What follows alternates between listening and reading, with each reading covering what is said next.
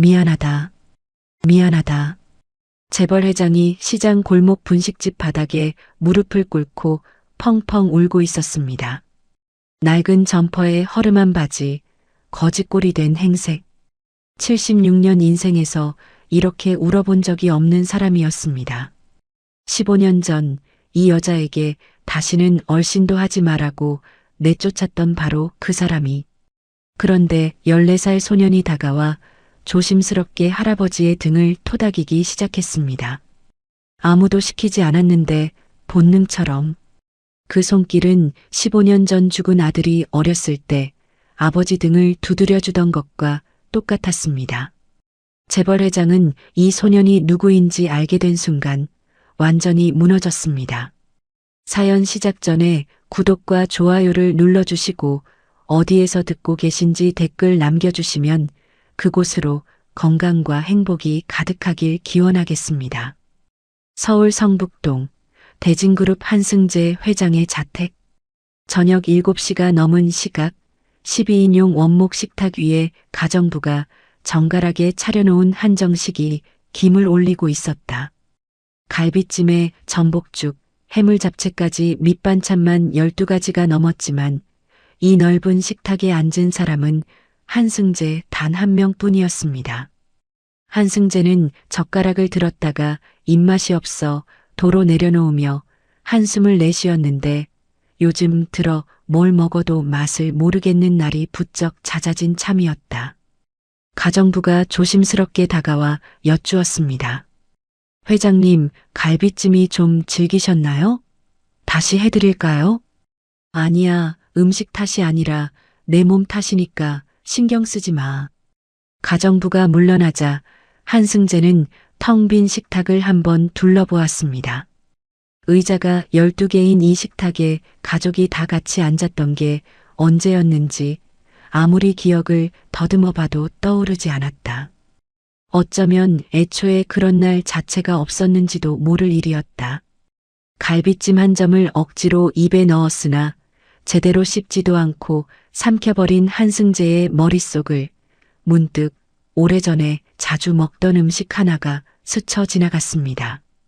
소박하고 별것 아닌 음식이었지만 먹을 때마다 속이 따뜻해지던 그 맛. 하지만 한승재는 그 생각을 일부러 밀어냈다. 그 음식을 떠올리면 사람이 떠올랐고 그 사람을 떠올리면 가슴 한쪽이 쓰려왔으니까요. 결국 수저를 내려놓은 한승재가 자리에서 일어서며 말했습니다. 치워. 올라가서 쉴 거야. 이 시각 첫째 아들 태영은 대진건설 부사장실에 불을 켜놓고 있었다. 54세의 태영은 요즘 부쩍 이사진 개별 면담이 잦아졌는데 아버지가 모를 거라 생각하는 모양이었지만 40년간 이 그룹을 맨손으로 일궈온 사람의 눈을 그리 쉽게 속일 수는 없는 법이었습니다. 둘째 태주는 형보다 한층 노골적인 편이었다. 51세의 태주는 대진유통 전무라는 직함을 달고 있었으나 요즘 그의 일정표에는 회사 업무보다 외부 투자자들과의 식사 약속이 더 빼곡하게 차 있었고 형과 따로 노는 게 눈에 훤히 보이는 터라 형제끼리 부딪히는 건 시간 문제에 불과했습니다. 딸 수연은 49세로 정치인 남편과 결혼한 뒤로 친정과는 거리를 두고 살면서 명절과 아버지 생일에만 얼굴을 비추었다. 올 때마다 비싼 건강식품을 한 보따리씩 들고 와서 아버지, 건강이 제일 중요한 거 아시죠? 하고 말하면서도 아버지가 어떤 약을 먹는지 어디가 얼마나 아픈지를 물어본 적은 한 번도 없었으니까요. 이 세 자녀 중에서 오늘 저녁 아버지에게 안부 전화를 한 사람은 아무도 없었습니다. 2층 서재 문을 닫고 불을 켠 한승재는 이 넓은 집에서 유일하게 자기만의 공간이라 부를 수 있는 이곳에서 잠시 숨을 돌렸다. 책장 옆 서랍을 열어 안쪽 깊숙이 넣어두었던 낡은 액자를 꺼냈습니다. 유리 위에 먼지를 소매로 닦아내자 사진 속 두 사람의 얼굴이 드러났다. 막내 아들 준호의 결혼식 사진이었습니다. 26의 준호가 환하게 웃고 있었고 그 옆에서 웨딩드레스를 입은 서연이 수줍게 미소를 짓고 있었다. 15년 전 이 집안에서 가장 행복했던 날의 기록이었던 것이었다. 준호는 네 남매 중 유일하게 돈과 권력에 관심이 없는 아이였습니다. 대학에서 사회복지를 전공하겠다고 했을 때 형들은 코웃음을 쳤고 한승재도 겉으로는 이 녀석은 사업 감각이 눈곱만큼도 없어라며 타박을 주었지만 속으로는 인정하지 않을 수 없었다. 준호가 가진 따뜻함은 자기에게 없는 것이었고 네 자녀 중 아버지의 재산이 아니라 아버지라는 사람 자체에 관심을 둔 건 오직 준호뿐이었으니까요. 졸업 후 준호는 사회적 기업을 차리겠다며 두툼한 사업 계획서를 들고 아버지를 찾아온 적이 있었습니다. 한승재는 그 자리에서 계획서를 펼쳐보지도 않고 이런 걸로 밥이 먹어지냐며 한마디 했을 뿐이었는데 준호가 나간 뒤에 혼자 몰래 그 계획서를 끝까지 읽어본 기억이 아직까지도 남아있어. 수익보다 사람을 먼저 생각하는 내용을 읽으며 돈밖에 모르는 자기와는 참 다른 아이라는 걸 새삼 느꼈던 거였습니다. 아버지, 돈이 전부는 아니에요. 사람이 남는 거예요. 그때 준호가 했던 말이 15년이 지난 지금에서야 귓전을 맴돌고 있었습니다. 그리고 서연. 준호가 집안 반대를 무릅쓰고 데려온 여자였다. 넉넉하지 않은 가정 출신이라 형수들에게 은근히 무시를 당하기 일쑤였고 시누이 수연은 대놓고 준호는 왜 하필 저런 집 여자를 데려온 거야라는 말을 하고 다닐 정도였다. 하지만 서연은 불평 한마디 없이 시아버지 한승재에게만큼은 누구보다 극진히 정성을 다하는 며느리였습니다. 한승재와 준호가 유독 좋아하는 음식이 하나 있었는데 서연이 직접 끓여주는 소박한 김치국수였다. 고급 한정식이 넘쳐나는 집에서 며느리가 끓여오는 김치국수 한 그릇이 한승재에게는 묘한 위로가 되곤 했었는데 태영의 아내가 뒤에서 시아버지 입맛이 왜 저러시냐고 수군댈 때도 서연은 아랑곳 않고 묵묵히 국수를 끓여 올렸습니다. 때로는 준호와 서연, 한승재 셋이서만 부엌 쪽 작은 식탁에 둘러앉아 김치국수를 후루룩 먹으며 웃기도 했었는데 12인용 대식탁이 아닌 좁은 부엌 식탁에서 셋이 어깨를 부딪혀가며 국수를 먹던 그 시간이야말로 이 집안에서 가장 따뜻했던 순간이 아니었을까요? 물론 그때도 한승재는 서연에게 맛있다는 말 한마디 건넨 적이 없었습니다. 하지만 서연은 시아버지의 표정만 보고도 다 아는 눈치였는지 국수 그릇이 깨끗하게 비워지면 말없이 미소를 지어 보이곤 했었죠. 한승재는 액자를 내려놓으며 낮은 목소리로 중얼거렸습니다. 준호야, 아버지가 그때 너무 미안했다. 그때 서재 문을 조심스럽게 노크하는 소리가 났다. 40년 넘게 곁을 지켜온 비서실장 김 실장이 문 앞에 서 있었습니다. 68세의 김 실장은 한승재보다 8살 아래였지만 두 사람 사이에는 상사와 부하를 넘어선 오래된 신뢰가 있었다. 회장님, 건강검진 결과가 나왔습니다. 김 실장의 표정이 좋지 않았다. 결과지를 펼쳐 보이며 설명을 이어갔는데 심장 기능이 전에 비해 상당히 떨어진 데다 당뇨 수치까지 악화되어 의료진이 입원 치료를 강하게 권하고 있다는 내용이었습니다. 회장님, 이제 정말 쉬셔야 합니다. 한승재는 결과지를 한번 훑어보고는 접어서 책상 위에 올려놓았다. 76년을 살았으니 몸이 말을 안 듣는 건 당연한 수순이라는 표정이었다. 김 실장. 네, 회장님. 나 죽으면 저놈들이 장례식장에서 뭘 하고 있을 것 같아? 김 실장이 선뜻 대답하지 못하고 잠시 머뭇거리다가 조심스럽게 입을 열었습니다. 그런 일이 없도록 미리 준비를 해두셔야 하지 않겠습니까? 준비? 저놈들한테는 아버지가 중요한 게 아니야. 아버지 재산이 중요한 거지. 장례식장 상주석에 앉아서도 지분 계산기 두드리고 있을 놈들인데 무슨 준비를 해? 김 실장이 아무 말도 하지 못하고 고개를 숙이자 한승재의 시선이 다시 책상 위 준호의 결혼식 사진으로 향했습니다. 준호만 살아있었으면 이 꼴은 안 났을 텐데. 김 실장도 그 말에는 차마 대꾸를 할 수가 없었다. 준호가 살아있던 시절 이 집의 공기가 지금과는 사뭇 달랐다는 것을 그 역시 기억하고 있었으니까요. 김 실장이 물러난 뒤에도 한승재는 한참 동안 서재에서 움직이지 못한 채 사진 속 서연의 얼굴만 바라보고 있었습니다. 15년간 서랍 깊숙이 묻어두었던 사진이었죠. 꺼내볼 때마다 아들을 잃은 상처가 다시 덧나는 것만 같아서 볼 수가 없었는데 오늘은 이상하게도 이 사진을 다시 넣을 수가 없었던 겁니다. 한승재는 액자를 책상 위에 세워놓았다. 15년 만에 처음 있는 일이었습니다. 서연이는 지금 어디서 뭘 하고 있을까? 아무에게도 하지 못했던 말이 입 밖으로 흘러나왔다. 한승재는 그 말을 주워 담지 않은 채 사진 속 서연의 얼굴을 오래도록 바라보고만 있었습니다. 15년 전 봄, 준호와 서연은 서울 외곽의 아파트에서 신혼생활을 하고 있었습니다.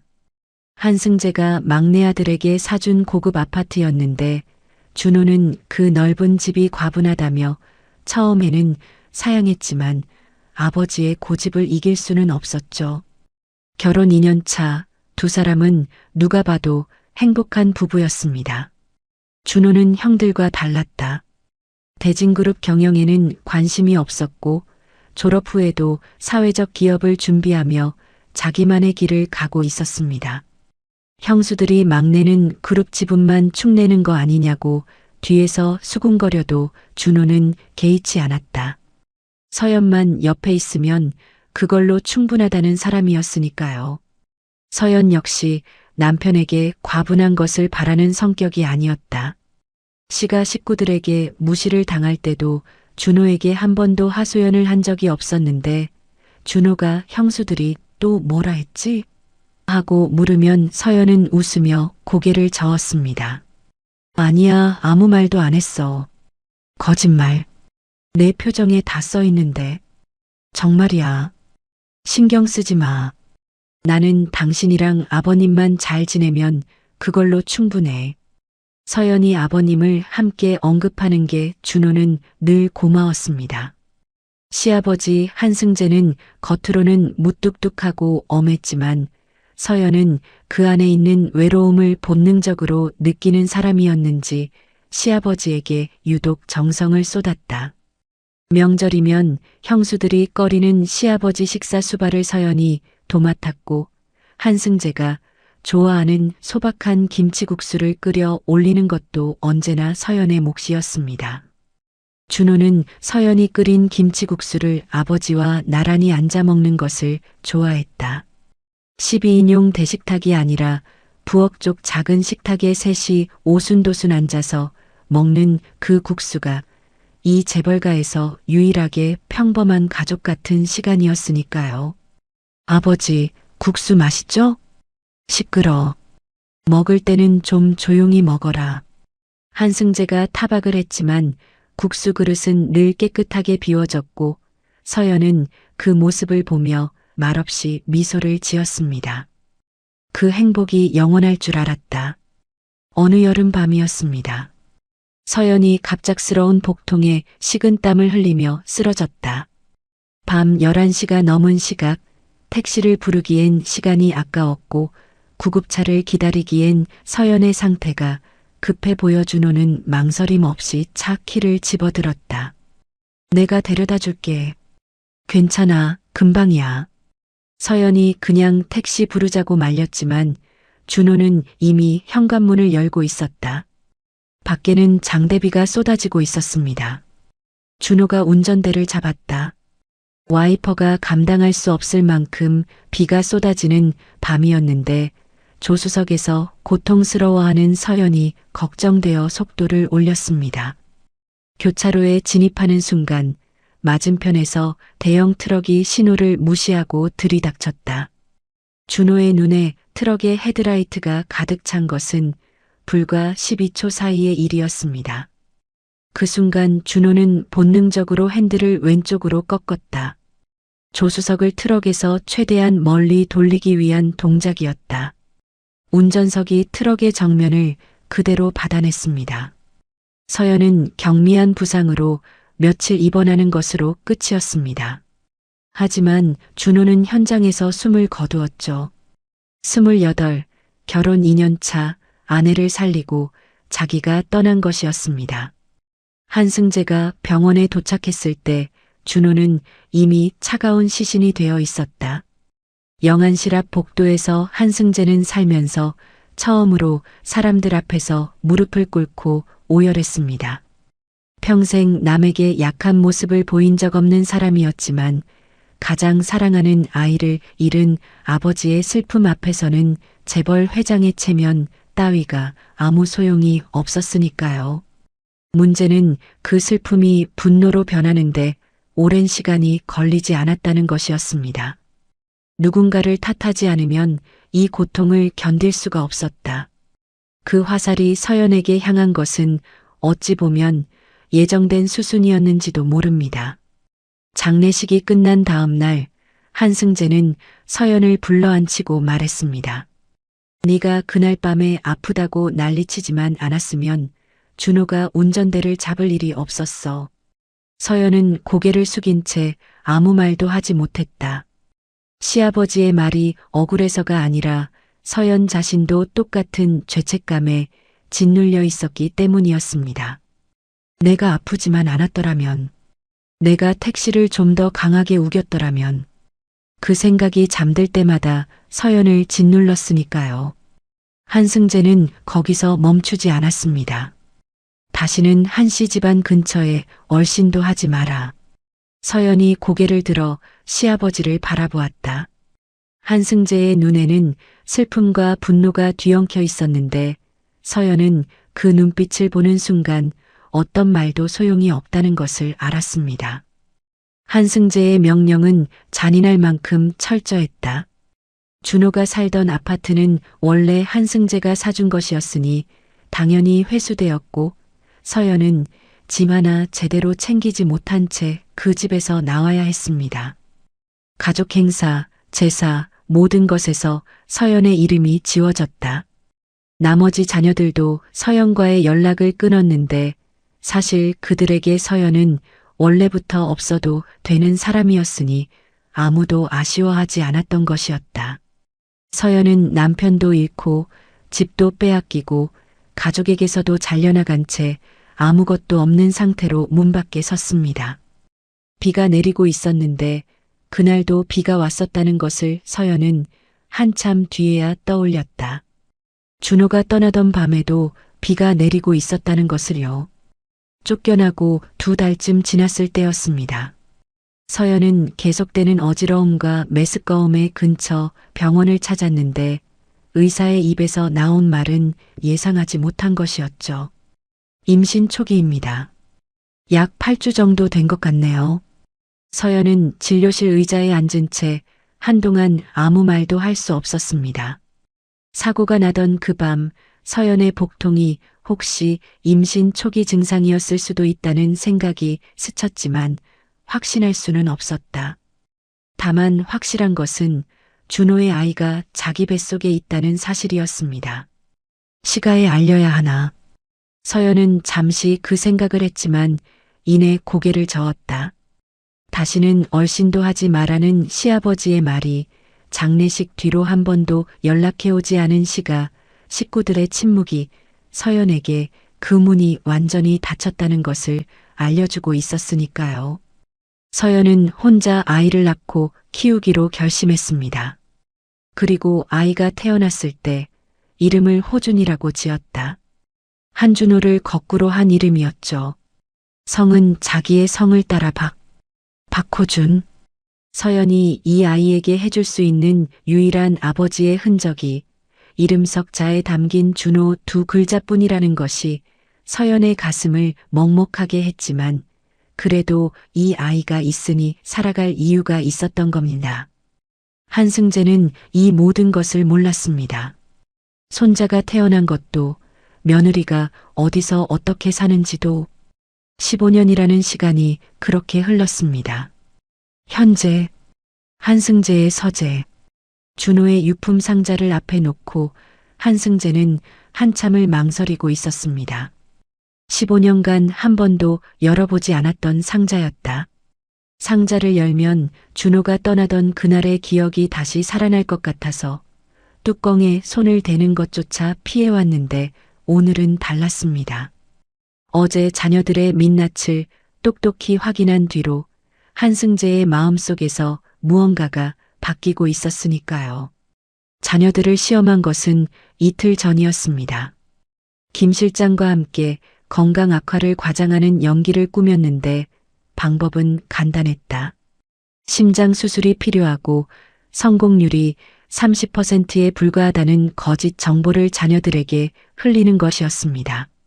아버지가 큰 수술을 앞두고 있다는 소식을 들으면 제 아무리 냉정한 자식이라도 먼저 아버지 걱정부터 하지 않겠느냐는 것이 한승재의 마지막 기대였던 것이었다. 결과는 참담했습니다. 첫째 태영이 그 소식을 듣고 가장 먼저 한 일은 법무팀에 전화를 거는 것이었다. 상속세 시뮬레이션 다시 돌려. 회장님 지분 구조 최신 버전으로 업데이트하고. 아버지 병문안은 이틀이 지나서야 왔는데 그것도 5분 만에 아버지 너무 걱정 마세요. 제가 다 알아서 하겠습니다라는 한마디를 남기고 나가버렸습니다.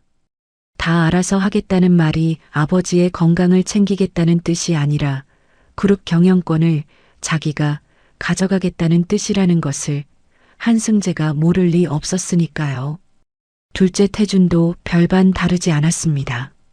형이 움직이는 걸 눈치채자마자 자기도 외부 로펌을 선임해서 별도 상속 전략을 세우기 시작했고 병문안을 와서는 아버지 건강이 제일 중요합니다라며 효자 흉내를 냈지만 나가자마자 복도에서 전화기를 꺼내 로펌 변호사에게 한 말은 이것이었다. 형이 벌써 움직이고 있으니까 우리도 빨리 진행합시다. 딸 수연은 셋 중에서 가장 그럴듯한 연기를 보여주었습니다. 오랜만에 친정을 찾아와 꽃다발까지 들고 나타났고 아버지 손을 잡으며 눈물까지 글썽여 보였다. 아버지, 제가 옆에서 간호할게요. 딸이 있잖아요. 한승재도 잠깐이나마 마음이 흔들렸습니다. 그래도 딸은 다르구나 하는 생각이 스쳤으니까요. 하지만 그 감동은 30분도 채가지 못했습니다. 수연이 아버지 방에서 나오자마자 복도에서 남편에게 전화를 걸었는데 밖에 나가서 할 생각조차 못할 만큼 급했던 모양이었다. 마침 서재로 향하던 김 실장이 복도 모퉁이에서 수연의 목소리를 고스란히 듣게 되었습니다. 오빠들이 다 가져가기 전에 우리 목 확보해야 해. 당신 인맥 좀 써봐. 김 실장이 이 사실을 보고했을 때 한승재는 한참 동안 아무 말도 하지 않았습니다. 더 들을 필요가 없었던 것이었다. 셋 다 똑같구나. 한승재의 목소리는 분노라기보다는 체념에 가까웠으며 화가 나는 단계는 이미 지나간 것이었다. 남은 것은 깊은 허탈함 뿐이었는데 40년간 그룹을 일구며 자식들에게 부족한 것 없이 해주었다고 생각했건만 정작 그들에게 아버지란 살아있는 사람이 아니라 언젠가 열릴 금고에 불과했다는 사실이 한승재를 짓눌렀습니다. 준호가 살아있었으면 이렇지는 않았을 텐데. 한승재가 중얼거렸고 김 실장은 그 말에 아무런 대꾸도 하지 못한 채 고개를 숙일 수밖에 없었습니다. 그날 밤 한승재는 잠을 이루지 못하고 서재에 앉아 있었다. 건강검진 결과가 말해주는 것은 분명했습니다. 남은 시간이 넉넉하지 않다는 것. 이 상태로 가다가는 언제 쓰러져도 이상하지 않을 나이였죠. 그런데 남은 시간을 이 자식들과 지분 싸움이나 하면서 보내야 하는 건가. 그 생각이 들자 갑자기 숨이 막히는 기분이었습니다. 그때 눈에 들어온 것이 책장 아래 놓여있던 준호의 유품 상자였다. 15년간 손대지 않았던 상자.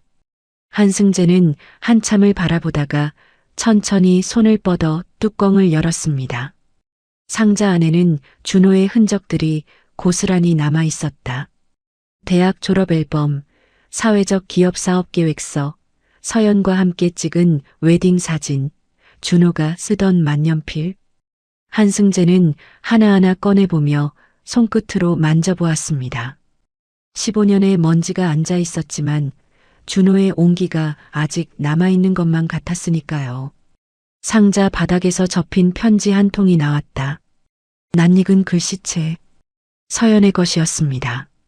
편지 겉면에는 아버님께라고만 적혀 있었는데 날짜를 보니 준호가 떠난 직후 서연이 쫓겨나기 전에 쓴 것으로 보였다. 전하지 못한 채 준호의 유품 사이에 끼워져 있었던 모양이었습니다. 한승재는 떨리는 손으로 편지를 펼쳤습니다. 아버님, 준호 씨를 지켜드리지 못해서 죄송합니다. 저를 원망하셔도 됩니다. 아버님이 화가 나신 것을 저는 다 이해합니다. 저도 저 자신을 용서할 수가 없으니까요.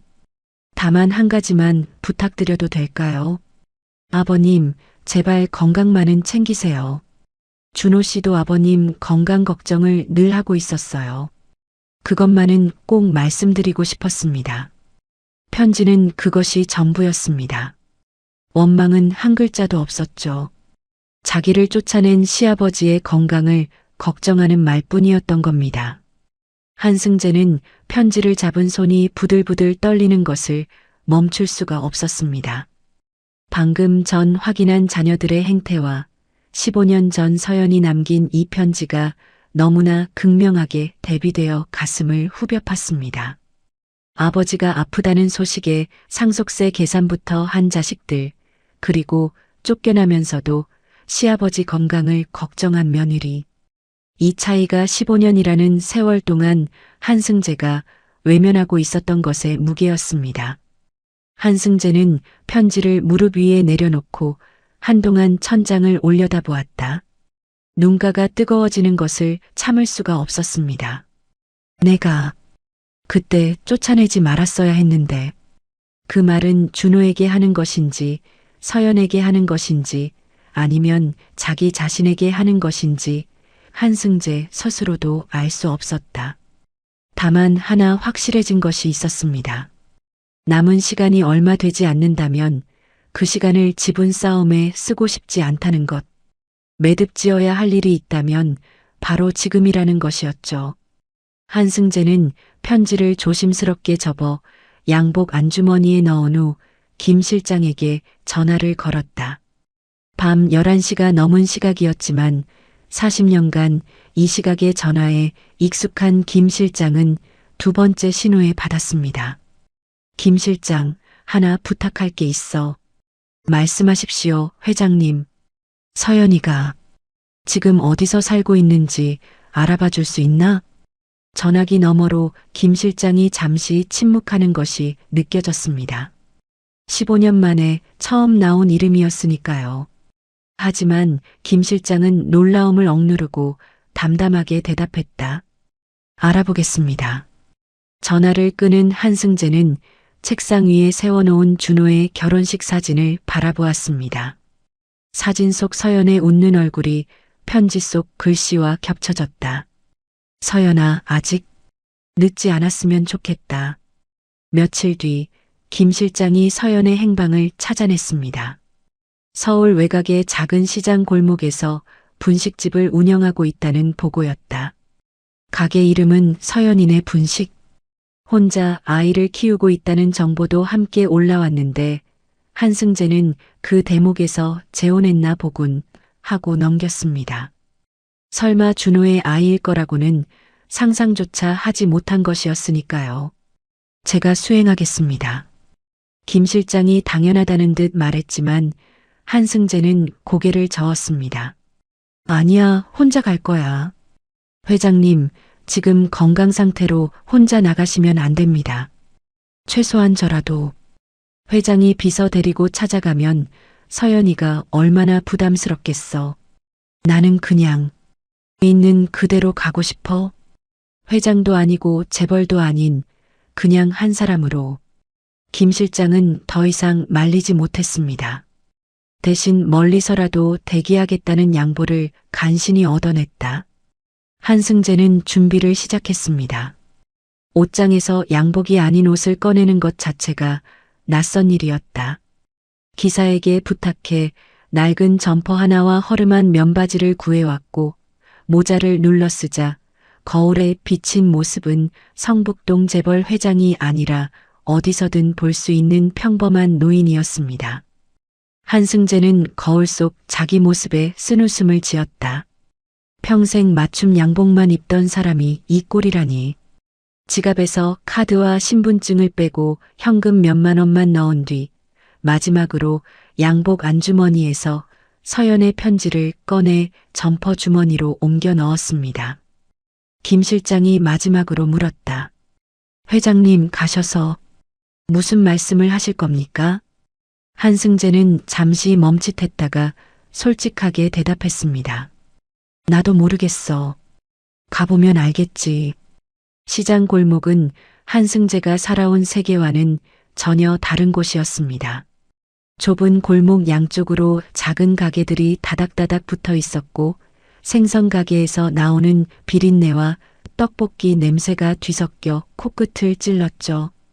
맞춤 양복 대신 낡은 점퍼를 걸친 한승재가 그 골목을 걸어가는 모습은 누가 봐도 그냥 동네 어르신에 불과했습니다.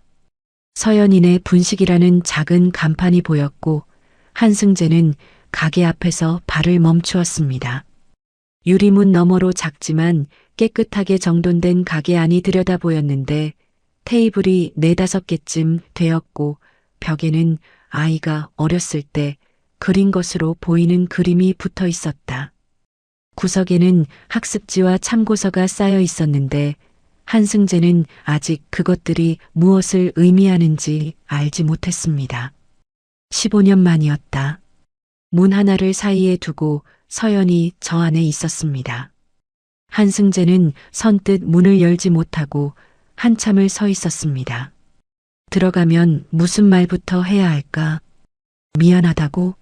그 말 한마디가 15년을 메울 수 있을까? 생각이 꼬리를 물었지만 이대로 돌아갈 수는 없었습니다. 한승재는 심호흡을 하고 문을 밀었습니다.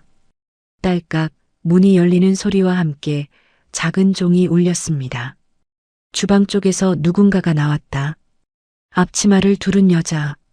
43세의 서연은 15년 전보다 마른 편이었고 손은 거칠어져 있었지만 손님에게 보여주는 미소만큼은 변하지 않은 것 같았습니다. 서연이 들어온 손님을 맞이하려고 고개를 드는 순간 얼굴이 굳었습니다.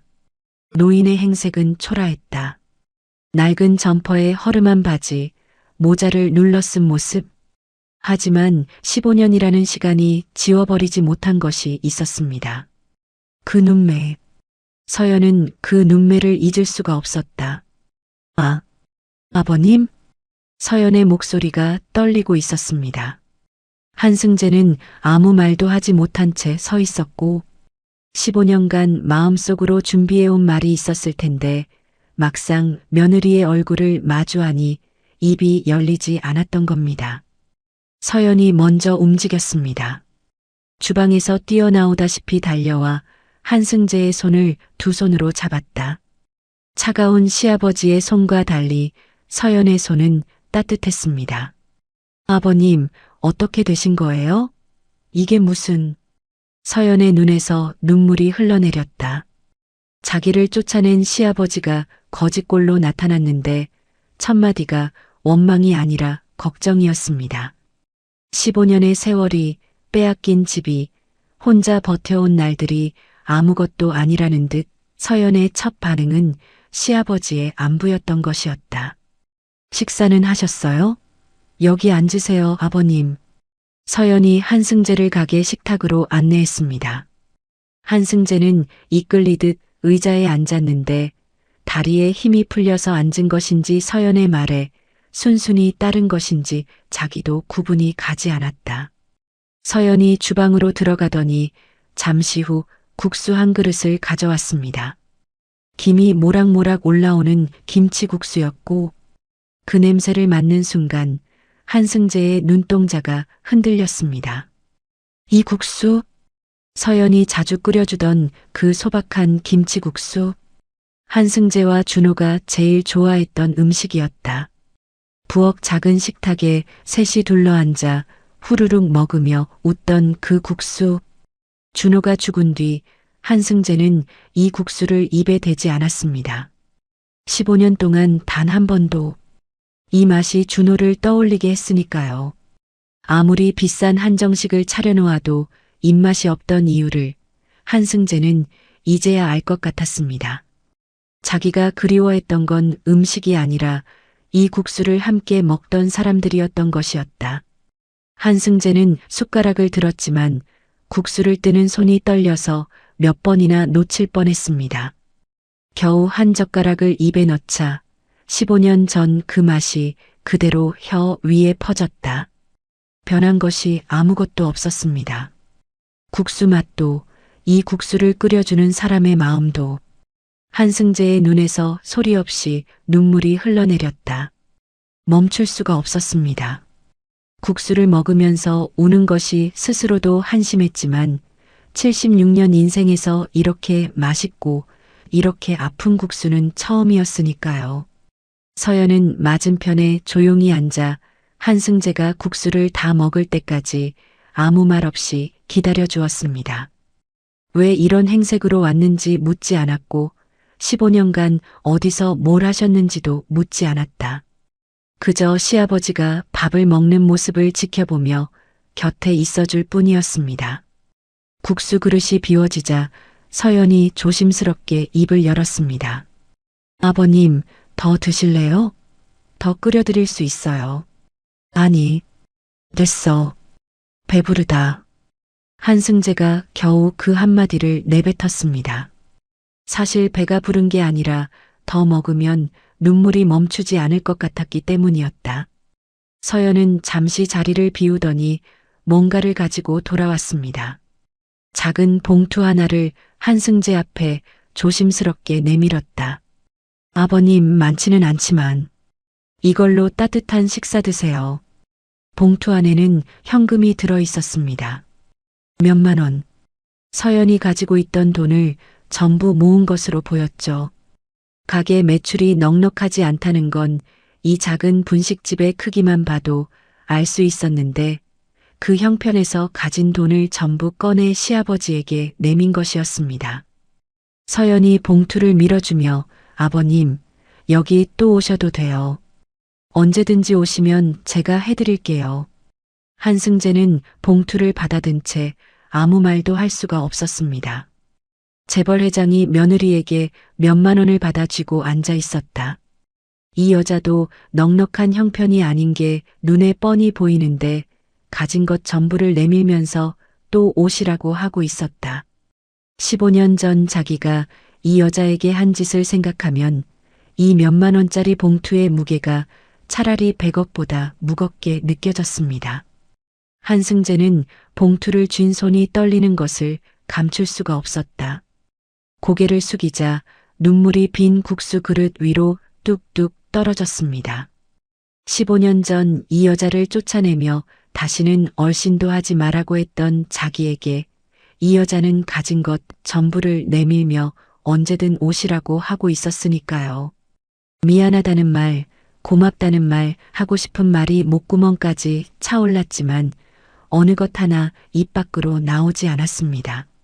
서연은 아무것도 재촉하지 않았고 말없이 맞은편에 앉아 시아버지 곁을 지켜줄 뿐이었습니다. 그날 이후 한승재는 며칠간 허름한 행색 그대로 서연의 분식집을 찾았습니다. 서연은 올 때마다 식사를 차려주었고 한승재는 왜 이런 행색으로 다니는지 설명하지 않았죠.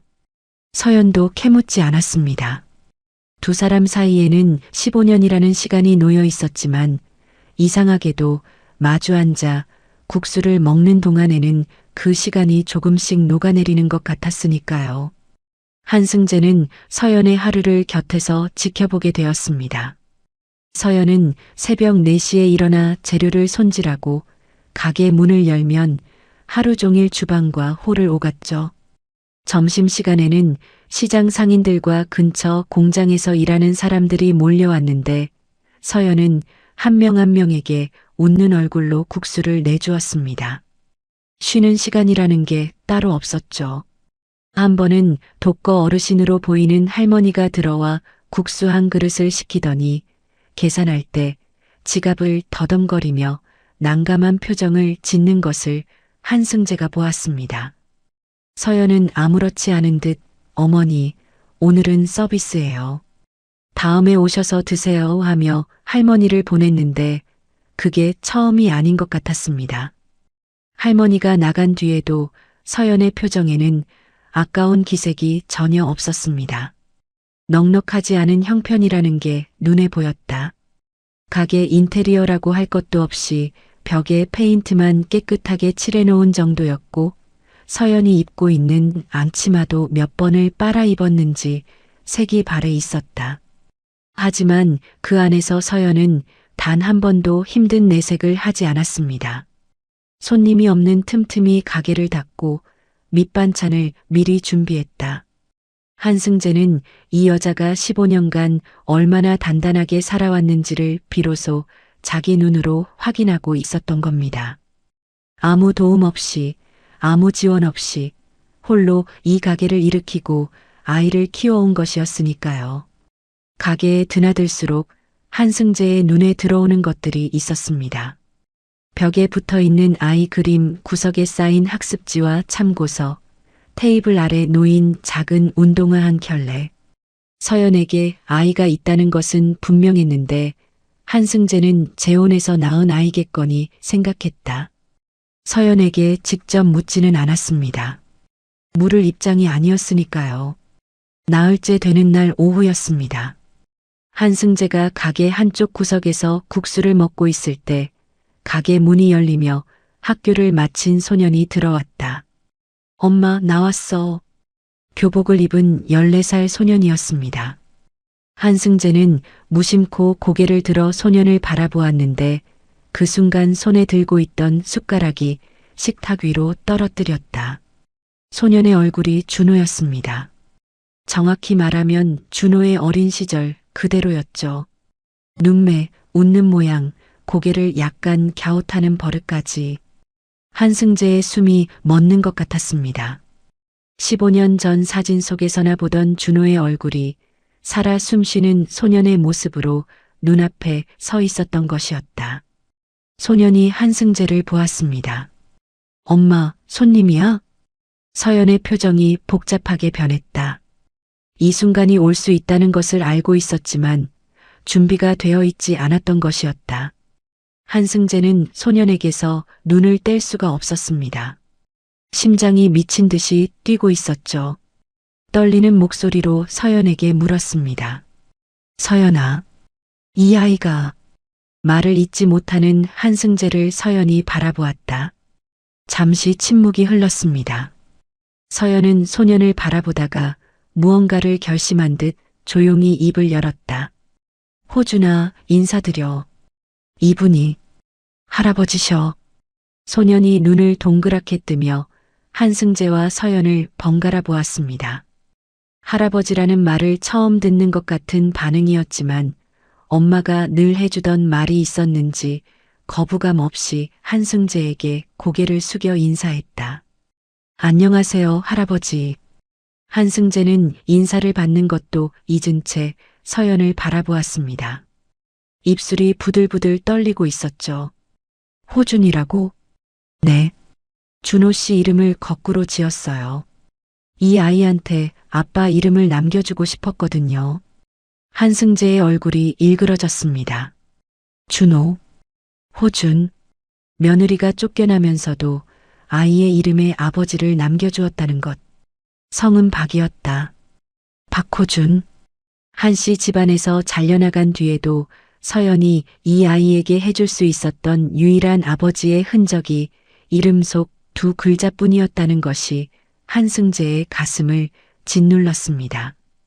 준호 씨가 떠나기 전에 저도 몰랐어요. 쫓겨나고 2달 뒤에 알았어요. 서연의 목소리는 담담했지만 그 담담함 뒤에 15년의 무게가 실려 있었다. 한승재는 더 이상 의자에 앉아 있을 수가 없었습니다. 무릎에서 힘이 빠지며 의자에서 미끄러지듯 바닥으로 주저앉았다. 14년이었습니다. 14년간 존재조차 몰랐던 막내 아들의 아이. 준호가 마지막 순간에 핸들을 꺾어서 살린 서연이 그 뱃속에 준호의 아이를 품고 쫓겨나서 아무 도움 없이 혼자 낳고 혼자 키워온 것이었죠. 자기가 쫓아내지만 않았어도 이 아이와 14년을 함께 했을 것이었습니다. 첫걸음을 떼는 것도, 처음 말을 하는 것도, 학교에 들어가는 것도 곁에서 볼 수 있었을 텐데 그 모든 것을 자기 손으로 걷어찬 것이었습니다.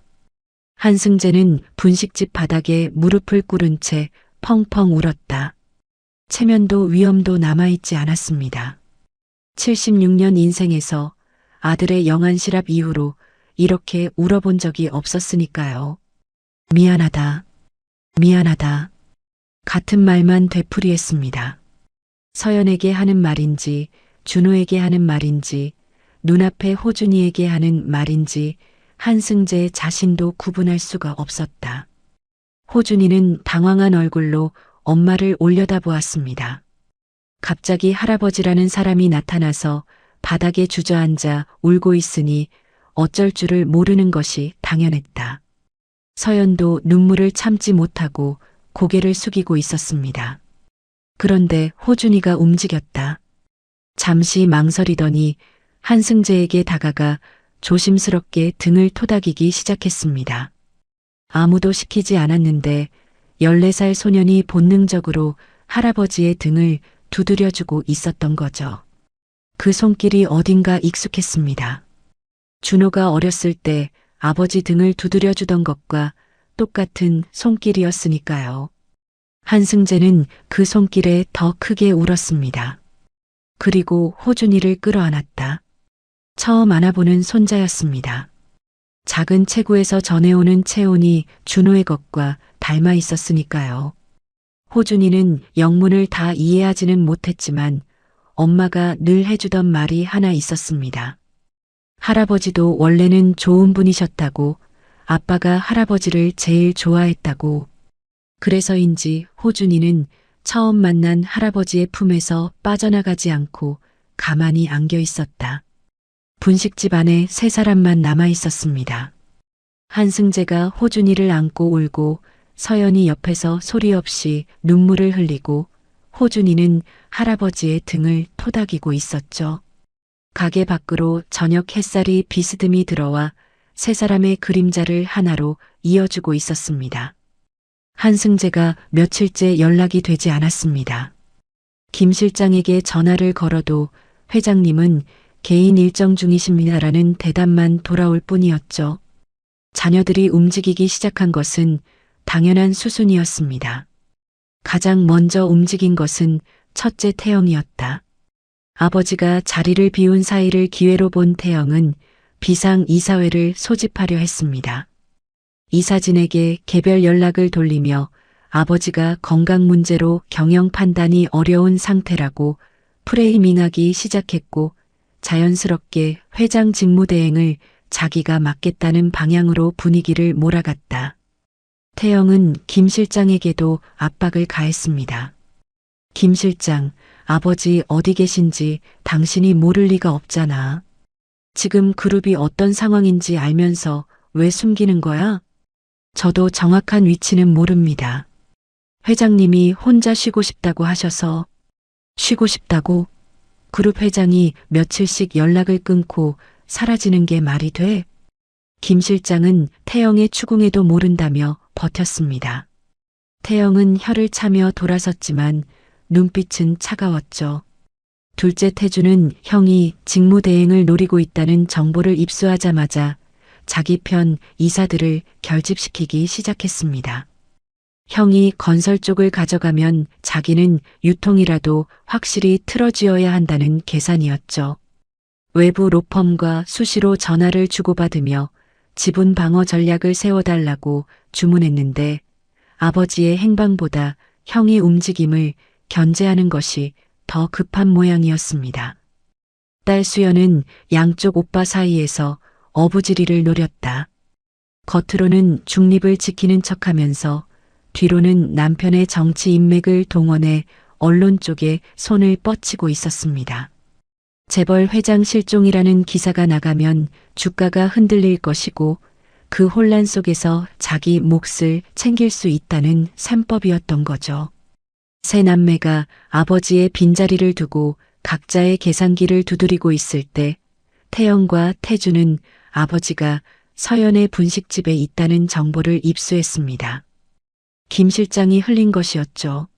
한승재의 지시에 따라 의도적으로 흘린 정보였는데 한승재는 자녀들이 서연 앞에서 어떻게 행동하는지까지 직접 보겠다는 것이었습니다. 먼저 분식집에 나타난 것은 태준이었다.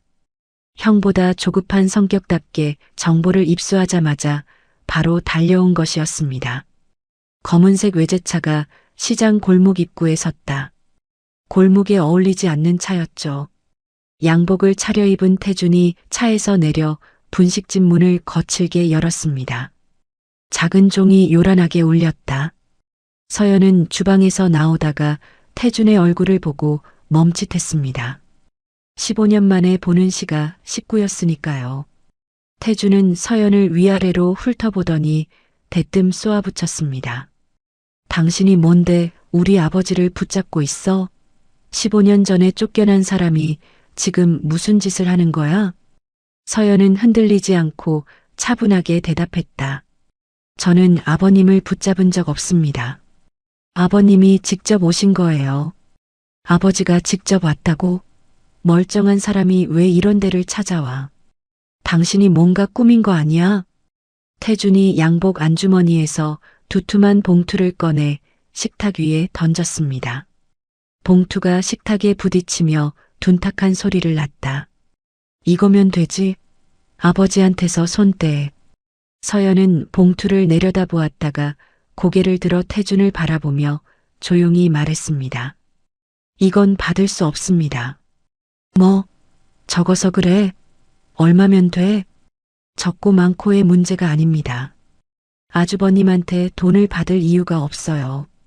태준의 얼굴이 불그락푸르락해졌다. 서연의 차분한 태도가 오히려 태준의 신경을 긁은 모양이었습니다. 이것 봐, 깔끔하게 정리하자고. 당신은 15년 전에 이 집안에서 나간 사람이야. 쫓겨난 주제에 돈 냄새 맡고 다시 붙으려는 거 아니면 뭐야?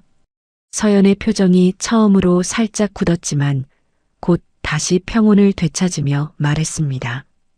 다시 말씀드리지만 저는 아버님을 붙잡은 적도 돈 냄새를 맡고 온 적도 없습니다. 아버님이 이곳에 오신 건 아버님의 뜻이에요. 태준이 식탁을 탁 치며 소리를 질렀다. 이 여자가 끝까지. 바로 그때 가게 문이 열리며 학교를 마친 호준이가 들어왔습니다. 가방을 메고 들어오던 호준이는 낯선 남자가 엄마에게 소리를 지르고 있는 장면을 보고 그 자리에 멈춰 섰다. 엄마. 호준이의 목소리에 불안이 섞여 있었습니다. 서연이 급히 괜찮아, 호준아라고 했지만 호준이의 눈은 이미 태준을 향해 있었다. 14살 소년의 눈이 단단하게 변했습니다. 호준이가 엄마와 태준 사이로 걸어가 엄마 앞에 섰다. 작은 체구였지만 한 발짝도 물러서지 않았습니다. 우리 엄마한테 왜 그래요? 태준은 갑자기 나타난 소년에게 코웃음을 쳤다. 뭐야, 이 꼬마는. 꼬마가 아니에요. 우리 엄마한테 소리 지르지 마세요. 호준이가 물러서지 않고 태준을 똑바로 올려다보았습니다. 작은 주먹이 떨리고 있었지만 눈빛만은 흔들리지 않았다. 서연이 호준아, 됐어 하며 아들의 어깨를 잡았지만 호준이는 엄마 앞에서 비키지 않았습니다. 태주는 호준이를 귀찮다는 듯 한번 쳐다보고는 관심을 끊었다. 이 소년이 누구인지, 왜 서연의 가게에 있는지 따위는 태준에게 중요한 문제가 아니었으니까요. 그런데 가게 안쪽 방에서 이 장면을 전부 듣고 있던 사람이 있었습니다. 한승재였죠. 태준이 서연에게 쏟아붓는 모욕을 한마디도 빠짐없이 들었고 호준이가 엄마를 지키려고 앞에 나서는 것까지 보았습니다. 호준이가 태준 앞에서 물러서지 않는 모습을 보며 한승재는 입술을 깨물었죠. 준호를 닮았다. 저 아이는 아버지를 그대로 닮았던 겁니다. 한승재가 안쪽 방에서 모습을 드러냈습니다. 태주는 아버지의 허름한 행색을 보고 눈이 휘둥그레졌습니다. 아버지가 왜 이런 곳에서 이러고 계세요? 한승재는 태준의 질문에 대답하지 않았습니다. 대신 조용하고 무거운 목소리로 말했다. 이런 곳? 여기가 이 아비한테는 세상에서 가장 따뜻한 곳이다. 너는 모르겠지만 태준의 표정이 순간 굳었습니다. 한승재가 한 걸음 다가서며 이어갔다. 방금 네가 한 짓을 내가 다 들었다. 돈봉투 던지면서 사람 모욕하는 게 네가 50년 넘게 살면서 배운 전부냐? 아버지, 그게 아니라 이 여자가. 닥쳐. 한승재의 한마디에 태준이 입을 다물었습니다. 한승재의 목소리는 크지 않았지만 40년간 그룹을 이끌어온 사람의 무게가 실려 있었으니까요. 돈 봉투 가져가. 그리고 나가. 태준은 아버지의 표정에서 더 이상의 대화가 불가능하다는 것을 읽었다. 식탁 위에 봉투를 집어들며 서연에게 눈을 부라렸습니다. 이게 끝이 아니라는 표정이었다. 문을 거칠게 열고 나간 태준의 외제차가 골목을 빠져나가는 소리가 들렸습니다. 태준이 떠난 뒤 가게 안에는 무거운 침묵이 내려앉았다. 서연은 호준이의 어깨를 감싸며 괜찮아, 다 괜찮아라고 속삭이고 있었고 호준이는 아직도 긴장이 풀리지 않은 듯 주먹을 꽉 쥐고 있었습니다. 한승재는 호준이를 바라보며 엄마를 지키려고 어른 앞에 당당히 나서는 이 소년이 준호와 겹쳤습니다.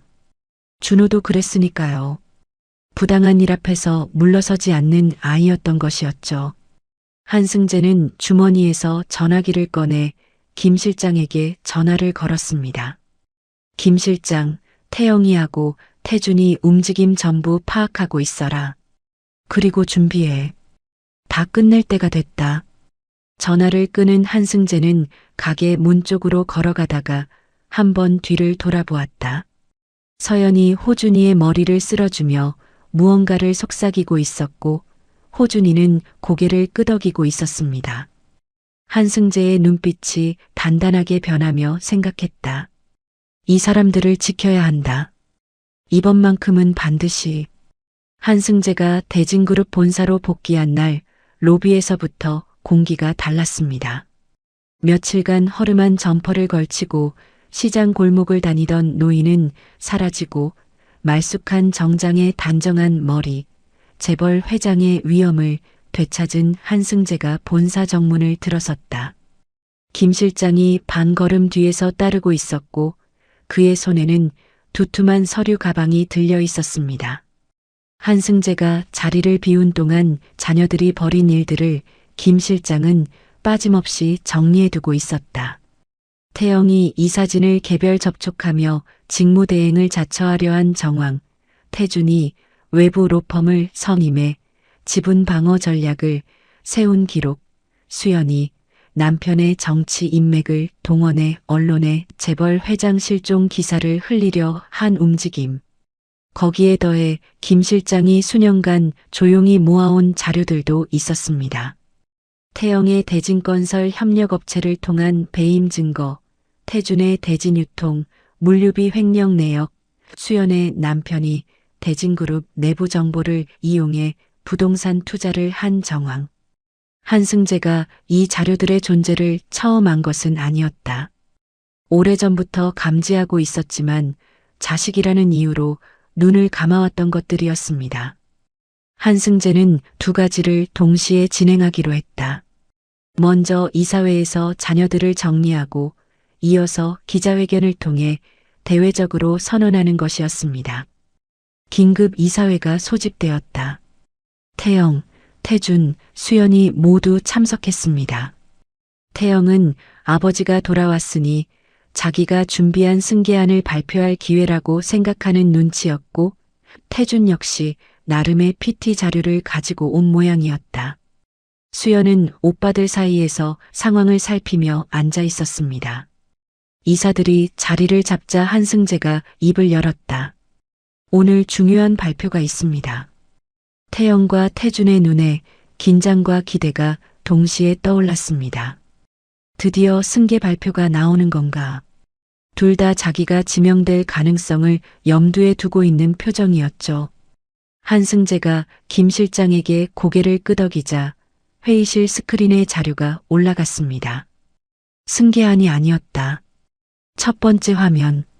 태영이 아버지의 건강 악화 소식을 듣고 가장 먼저 한 행동법무팀의 상속세 시뮬레이션을 지시한 통화 기록과 이메일 내역이었습니다. 태영의 얼굴에서 혈기가 빠졌다. 두 번째 화면. 태준이 외부 로펌과 주고받은 상속 전략 회의 자료였습니다. 형을 견제하기 위해 별도로 움직인 기록이 날짜와 시간까지 정확하게 찍혀 있었다. 태준이 의자에서 몸을 일으키려다가 아버지의 눈빛을 보고 다시 주저앉았습니다. 세 번째 화면. 수연이 아버지 병문안을 마치고 복도에서 남편에게 한 전화 내용을 김 실장이 기록해둔 메모였다. 오빠들이 다 가져가기 전에 우리 목 확보해야 해. 수연의 얼굴이 새하얗게 질렸습니다. 한승재는 세 자녀의 얼굴을 한 명씩 천천히 바라보며 조용한 목소리로 말했습니다. 내가 아프다는 소식에 단 한 명도 아비 걱정을 안 했어. 태영이 너는 가장 먼저 상속세 시뮬레이션을 돌렸고, 태준이 너는 로펌부터 선임했고, 수연이 너는 지분 확보하라고 남편한테 전화했지. 회의실이 얼어붙었고 이사들은 숨소리조차 죽이고 있었다. 잠깐 아버지. 이건 오해입니다. 저는 그룹을 지키기 위해서. 태영이 변명을 시작하려 했지만 한승재가 손을 들어 막았습니다. 아직 안 끝났다. 스크린에 새로운 자료가 올라갔다. 김 실장이 수년간 수집한 것들이었습니다.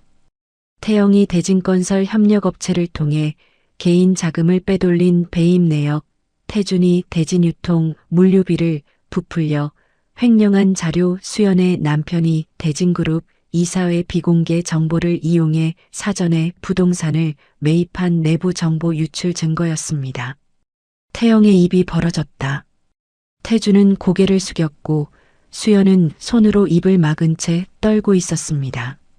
한승재는 담담하게 말을 이어갔다. 이 자료들 내가 어제 오늘 모은 게 아니야.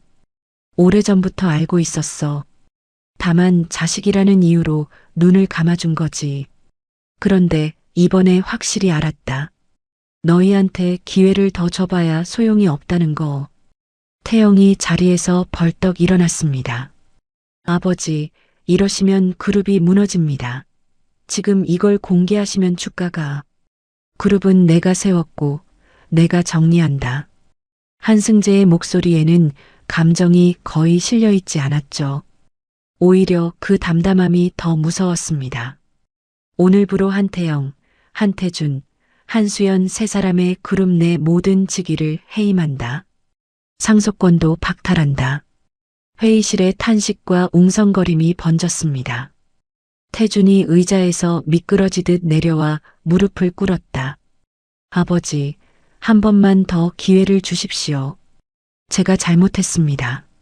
한승재는 무릎 꿇은 태준을 내려다보았습니다. 며칠 전 서연의 분식집에서 돈 봉투를 던지며 모욕하던 바로 그 입에서 나온 말이었다. 기회. 서연이한테 돈 봉투 던지면서 쫓겨난 주제라고 했을 때 그때는 기회고 뭐고 생각 안 했잖아. 태준이 고개를 들지 못했습니다. 수연이 눈물을 흘리며 말했다. 아버지, 저는 딸이에요. 딸이잖아요. 한승재가 수연을 바라보았습니다. 딸이면 아비가 아프다는데 집은 계산부터 했겠나? 효도하러 왔다며 눈물까지 보여놓고 문 나서자마자 복도에서 전화한 거 내가 다 알아. 수연이 더 이상 아무 말도 하지 못하고 고개를 숙였다. 한승재는 이사들을 향해 말했습니다. 배임과 횡령건은 검찰에 고발할 것이고 관련 자료는 법무팀을 통해 정리되는 대로 넘기겠습니다. 이사회에서는 전문 경영인 체제로의 전환을 준비해 주십시오. 이사들이 고개를 끄덕였다. 누구도 반대하지 않았습니다. 아니, 반대할 수 없었던 거죠. 증거가 너무나 명확했으니까요. 한승재가 자리에서 일어서며 마지막으로 세 자녀를 바라보았습니다. 너희는 이 그룹에서 가져간 것만으로도 먹고 사는데 지장이 없을 거야. 그마저도 감사한 줄 알아라. 세 자녀가 아무 대꾸도 하지 못하는 사이 한승재는 회의실을 나섰죠. 김 실장이 뒤를 따랐습니다. 복도를 걸으며 한승재가 물었다. 기자회견 준비는 됐나? 네, 회장님. 1시간 뒤에 대회의실에서 진행합니다. 한승재는 걸음을 멈추고 잠시 창밖을 바라보았습니다.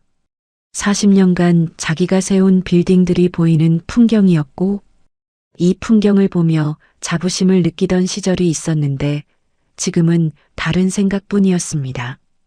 김 실장. 네. 내가 준호한테 서연이한테 진 빚을 이제라도 갚을 수 있을까? 김 실장은 잠시 생각하다가 조용히 대답했다. 다 갚으실 수는 없겠지만 시작하실 수는 있습니다. 한승재가 고개를 끄덕이며 대회의실을 향해 걸음을 옮겼다. 15년간 하지 못했던 말을 할 시간이었습니다. 대회의실에는 이미 기자들이 자리를 채우고 있었습니다. 대진그룹이 긴급 기자회견을 연다는 소식에 경제부 기자들뿐 아니라 사회부 기자들까지 몰려든 것이었다. 재벌 회장이 며칠간 실종되었다는 소문이 돌던 터라 무슨 발표가 나올지 취재진의 관심이 집중되어 있었습니다. 한승재가 단상에 올라 마이크 앞에 섰죠. 카메라 플래시가 일제히 터졌습니다. 한승재는 플래시 세례를 받으며 잠시 눈을 감았다가 떴죠. 그리고 천천히 입을 열었습니다. 오늘 이 자리에서 몇 가지 말씀드릴 것이 있습니다. 기자들의 펜이 일제히 움직이기 시작했다. 먼저 대진그룹 경영에 관한 사항입니다. 오늘부로 저는 대진그룹 경영 일선에서 물러납니다. 앞으로 그룹 경영은 전문 경영인 체제로 전환하고 저는 보고만 받는 형태로 물러나겠습니다. 취재진 사이에 웅성거림이 퍼졌습니다. 한승재가 손을 들어 조용히 시키고는 말을 이어갔다. 그리고 저의 세 자녀인 한태영, 한태준, 한수연은 오늘부로 그룹 내 모든 직위에서 해임되었으며 상속권 역시 박탈되었습니다. 구체적인 사유는 배임, 횡령 등의 혐의로 관련 자료는 검찰에 고발 조치될 예정입니다. 회의실이 술렁였습니다. 기자들의 손이 빨라졌고 여기저기서 카메라 셔터 소리가 쏟아졌다.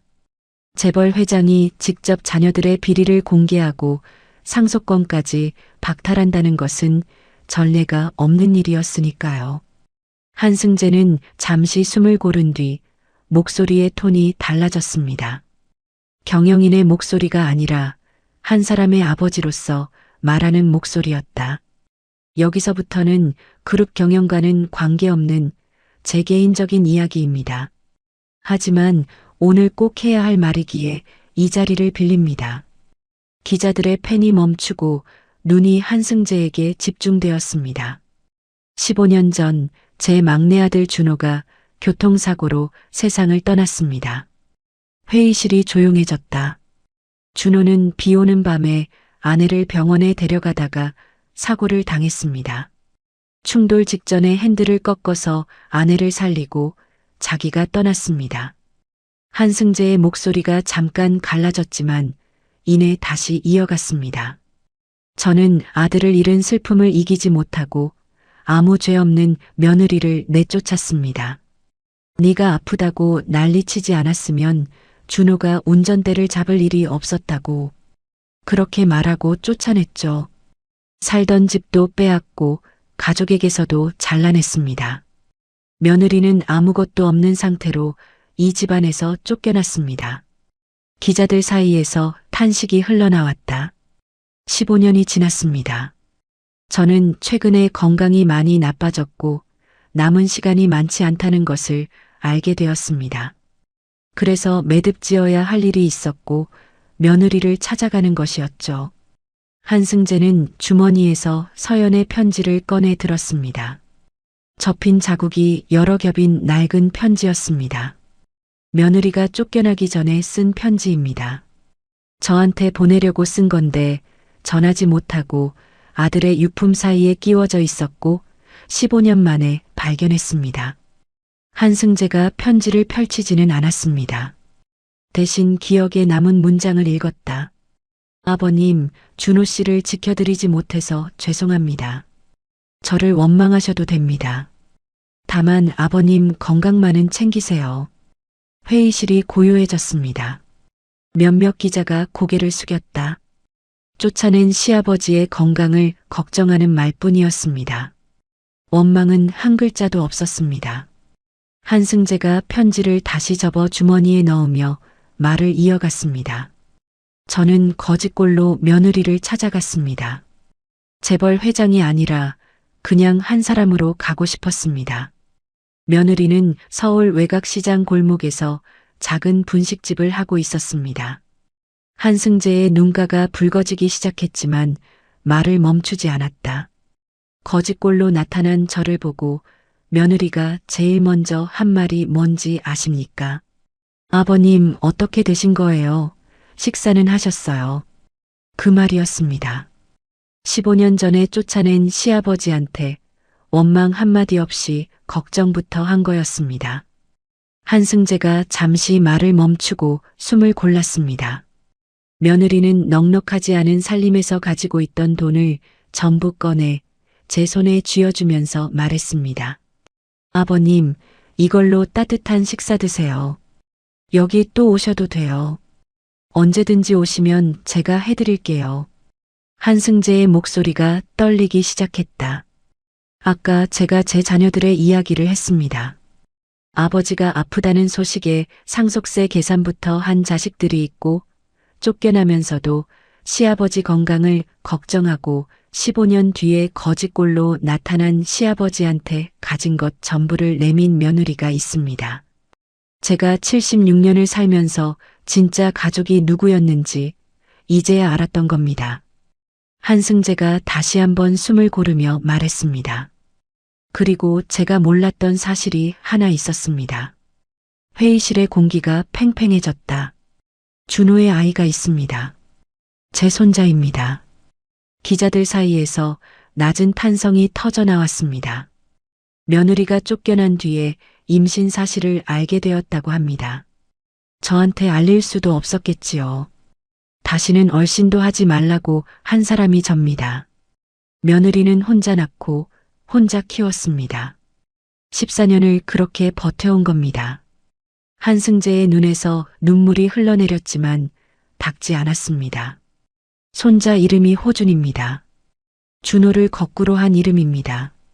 며느리가 아이한테 해줄 수 있었던 유일한 아버지의 흔적이 이름 두 글자뿐이었던 겁니다. 회의실 여기저기서 기자들이 고개를 숙이거나 안경을 벗어 눈가를 누르고 있었습니다. 14년간 존재조차 몰랐던 제 손자가 이 세상에 있었습니다. 제가 쫓아내지만 않았어도 14년을 함께할 수 있었죠. 첫걸음을 떼는 것도, 처음 말을 하는 것도, 학교에 들어가는 것도, 곁에서 볼 수 있었을 겁니다. 그 모든 걸 제 손으로 걷어찬 것이었죠. 한승재가 눈물을 훔치며 말을 이어갔습니다. 제가 76년을 살면서 가장 후회하는 것은 사업에 실패한 것이 아닙니다. 진짜 가족을 몰라본 것입니다. 한승재는 잠시 마이크에서 물러났다가 다시 다가서며 마지막 말을 꺼냈습니다. 오늘부로 며느리 박서연과 손자 박호준의 미래를 확실히 보장하겠습니다. 이것은 보상이 아니며 제가 15년간 지지 못한 빚을 갚는 것입니다. 한승재가 숨을 한번 크게 들이쉬고는 마지막 선언을 했습니다. 그리고 제가 남은 시간 동안 하고 싶은 일이 있습니다. 제 며느리처럼 홀로 아이를 키우는 분들이 이 세상에 많습니다. 그 가정의 아이들이 환경 때문에 공부할 기회를 놓치는 일이 없도록 대진그룹 사회공헌 사업으로 한부모 가정 아이들을 위한 교육 지원 프로그램을 시작하겠습니다. 좋은 선생님들을 모아서 영어, 수학 등을 그룹 과외 형태로 가르쳐주는 프로그램이죠. 제가 직접 챙기겠습니다. 기자들이 술렁였습니다. 재벌 회장이 직접 교육 봉사 사업을 챙기겠다는 선언은 이례적이었으니까요. 제 며느리가 14년간 혼자 고생하면서도 가장 신경 쓴 것이 아이 교육이었습니다. 넉넉하지 않은 살림에서 학습지 한 권이라도 더 사주려고 했던 겁니다. 그런 어머니들이 이 세상에 많을 것이고 그 아이들이 부모 하나 없다는 이유로 뒤처지지 않게 하는 것이 제가 며느리에게 그리고 준호에게 할 수 있는 마지막 도리입니다. 한승재가 고개를 숙여 인사하며 단상에서 내려왔습니다. 기자들의 질문이 쏟아졌지만 한승재는 아무 말 없이 대회의실을 빠져나갔다. 김 실장이 기자들에게 상세한 내용은 보도자료를 통해 배포하겠습니다라고 안내하며 뒤를 따랐습니다. 복도로 나온 한승재의 발걸음이 멈추었고 등 뒤로 회의실의 웅성거림이 들려왔지만 한승재의 귀에는 다른 소리가 맴돌고 있었습니다. 서연의 목소리. 아버님, 여기 또 오셔도 돼요. 언제든지 오시면 제가 해드릴게요. 그리고 호준이의 목소리. 엄마, 나왔어. 한승재는 김 실장을 돌아보며 가자. 서연이네 가게로. 몇 달이 흘렀습니다. 서연이네 분식집은 조금 더 넓은 가게로 자리를 옮겼다. 시장 골목 안쪽에서 골목 입구 쪽 모퉁이로 이사한 것인데 간판은 그대로 서연이네 분식이었습니다. 한승재가 새 가게를 마련해 주겠다고 했을 때 서연은 한참을 고사하다가 그러면 간판은 그대로 쓸게요라는 조건으로 받아들였다.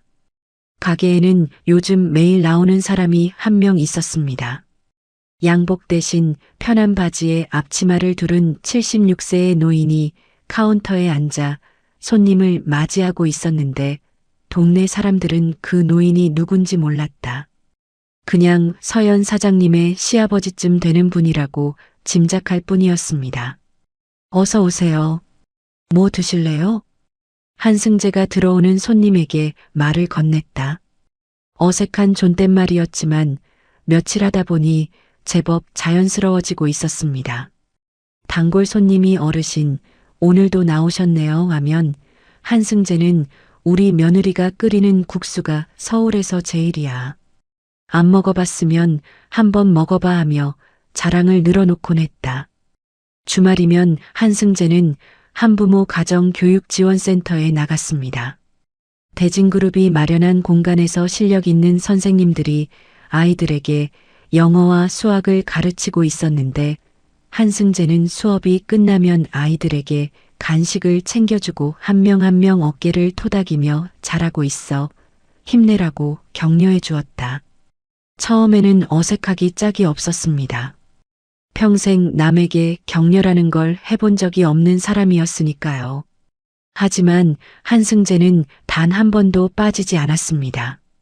센터에서 돌아오는 길에 한승재가 김 실장에게 말했다. 오늘 센터에서 중학생 아이가 나한테 와서 할아버지, 저 수학시험 90점 맞았어요. 하면서 웃더라. 엄마한테 학원 다니고 싶다는 말을 못했었다고 하더군. 김 실장이 가만히 듣고 있자 한승재가 덧붙였습니다. 호준이도 저랬을 거야. 14년을 그렇게 참으면서 살았을 거야. 내가 그걸 만든 거지. 한승재의 목소리에는 여전히 후회가 묻어 있었지만 이전과는 달라진 것이 하나 있었죠. 후회 속에 주저앉는 것이 아니라 후회를 안고 움직이고 있다는 것이었습니다. 어느 날 저녁 호준이가 학교에서 돌아오며 가게 문을 열었다. 할아버지, 저 시험 잘 봤어요. 한승재가 카운터에서 고개를 들며 물었습니다. 몇 등이야? 3등이요. 다음엔 1등 할 거예요. 이 녀석 준호야. 한승재가 말을 멈추며 준호라고 부를 뻔한 것이었습니다. 호준이의 웃는 얼굴이 준호와 너무 닮아서 순간 착각을 한 것이었죠. 한승재는 씁쓸하게 웃으며 다시 말했습니다. 호준아, 잘했다. 할아버지가 뭐 사줄까? 괜찮아요. 할아버지가 매일 여기 계시는 게 제일 좋아요. 호준이가 아무렇지 않게 던진 한마디에 한승재는 잠깐 말을 잃었습니다. 성북동 대저택에서 12인용 식탁에 혼자 앉아 있을 때는 아무도 해주지 않았던 말을 14살 손자가 분식집 카운터에서 해주고 있었으니까요. 서연이 주방에서 나오며 호준아, 손 씻고 와. 밥 차려줄게 하고 말했고 호준이가 가방을 내려놓으며 뛰어갔습니다. 그때 호준이가 돌아서며 한마디를 더 했다. 할아버지, 엄마가 항상 말해줬어요. 아빠가 할아버지를 제일 좋아했다고요. 한승재가 멈추었습니다. 호준이는 이미 뛰어가고 없었지만 그 한마디가 공기 중에 오래 남아 있었다. 준호가 자기를 제일 좋아했다는 것.